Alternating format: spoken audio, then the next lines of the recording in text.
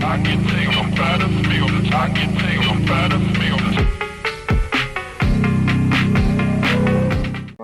wabarakatuh. Nama saya Sapran Muhammad Fadilah. Di sini saya akan menjelaskan tentang bagaimana cara teknik membuat data dengan metode graph.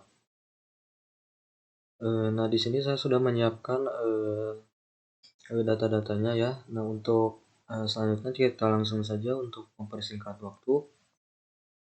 Di sini untuk langkah yang pertama, di sini kita diperintahkan untuk mengurutkan data dari yang terkecil sampai yang terbesar. Kita langsung saja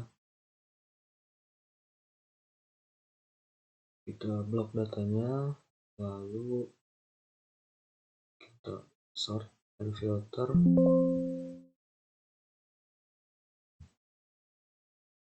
Nah, setelah itu kita memperhatikan jumlah data ya. Di sini ada 7 data. Nah, seperti biasa data yang pertama kita beri X1, lalu data yang terakhir kita beri nama XN. Lalu kita menentukan rumus. Nah, di sini untuk G1 ini rumusnya yaitu rata-rata dikurangi si data minimal atau data max dikurangi standar deviasi. Nah, untuk itu kita cari terlebih dahulu rata-rata dan standar deviasinya dengan cara kita blok datanya, kita tulis rumus sama dengan average, lalu kita blok datanya. Nah, lalu untuk standar deviasi kita menggunakan standar deviasi sampel saja. Nah, dengan kita blok datanya. Nah, untuk rata-rata dan standar deviasinya sudah kita dapatkan, lalu kita masukkan ke dalam rumus. Untuk X ini rata-rata, lalu XI ini merupakan data minimal atau data terendah atau data tertinggi, lalu dibagi dengan standar deviasi. Nah, untuk itu kita langsung saja ke data yang minimal, sama dengan dalam kurung rata-rata dikurangi data terendah dibagi standar deviasi. Nah, untuk data terendah sudah kita dapatkan ya.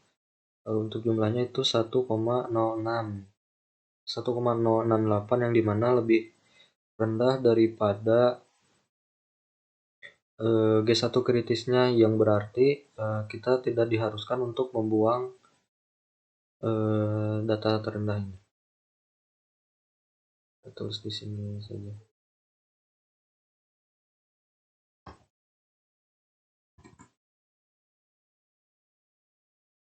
G1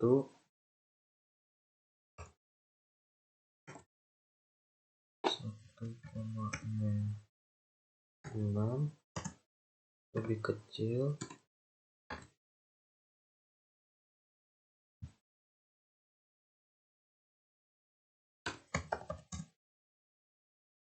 kecil dari G1 kritis, nilainya 1,93.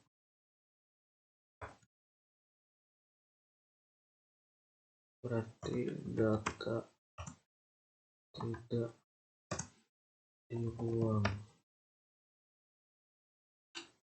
Lalu untuk yang G1 untuk data tertinggi caranya sama ya. Kita sama dengan dalam kurung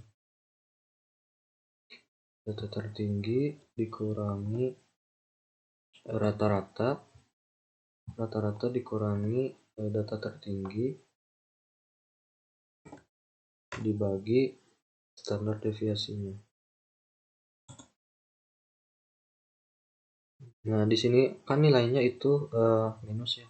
Sedangkan pada rumusnya itu kita menggunakan rumus absolut sehingga kita dapat mengabaikan si minusnya ini. Sehingga kesimpulannya si G1 tertinggi ini masih lebih rendah daripada G1 kritisnya, yang berarti si datanya tidak perlu dibuang.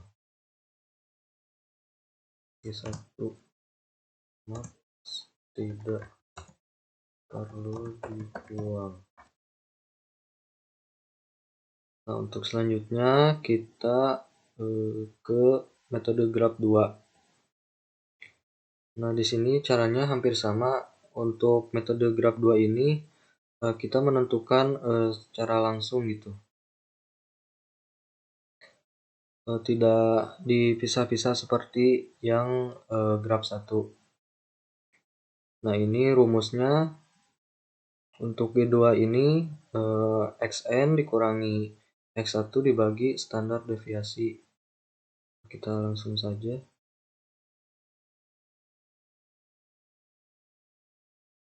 Sama dengan Xn dikurangi X1 dibagi standar deviasi. Nah, nilainya sudah kita dapatkan, yang dimana si G2 ini nilainya masih lebih kecil daripada G2 kritisnya, sehingga kesimpulannya tidak ada data yang perlu dibuang. Nah, untuk selanjutnya kita akan menentukan dua data mana sih yang harus dibuang. Apakah dua nilai data terendah atau tertinggi itu perlu dibuang atau tidak. Nah, itu bisa kita tentukan dalam metode graf 3. Nah, di sini kita harus membuat variansnya dulu ya. Kita akan membuat varians untuk G3 rendah, yang dimana kita akan membuat varians tanpa menggunakan data pertama dan data kedua. Kita langsung saja.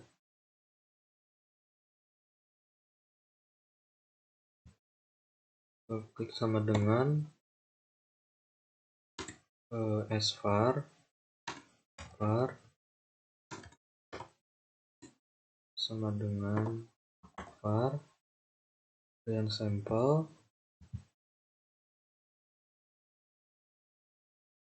Nah, di sini kita tidak memasukkan data pertama dan data kedua. Nah, kita enter. Nah, lalu kita menentukan untuk varians tanpa dua data tertingginya, yang dimana X6 dan Xn sama dengan var.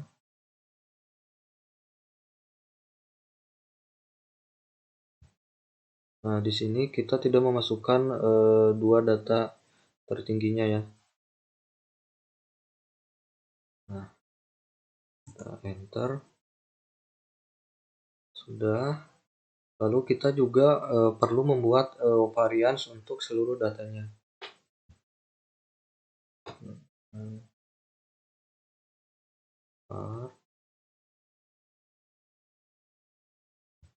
Nah, di sini kita menentukan varians untuk seluruh datanya. Nah, untuk N ini adalah jumlah data, yang dimana jumlah data keseluruhannya itu kita ketahui ada 7 data ya.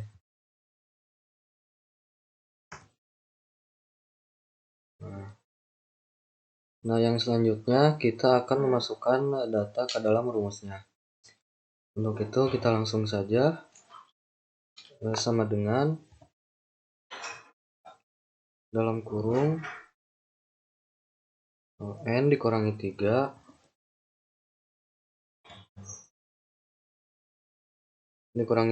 dikali data G3 terendah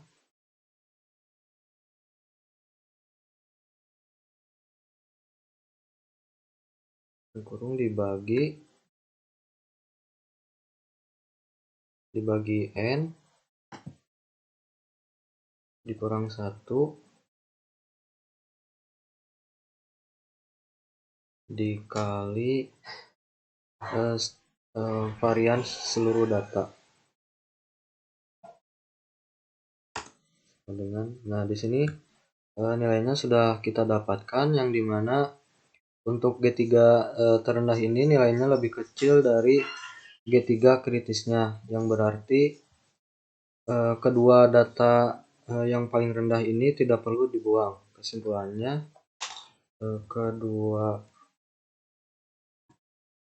kedua data terendah tidak perlu dibuang. Nah, yang selanjutnya kita akan menentukan untuk G3 yang tertinggi ya, atau G3 untuk data kedua yang tertinggi. Untuk rumusnya sama saja, kita sama dengan dalam kurung N-3 dikali G3 tertinggi kurung dibagi N min kurang 1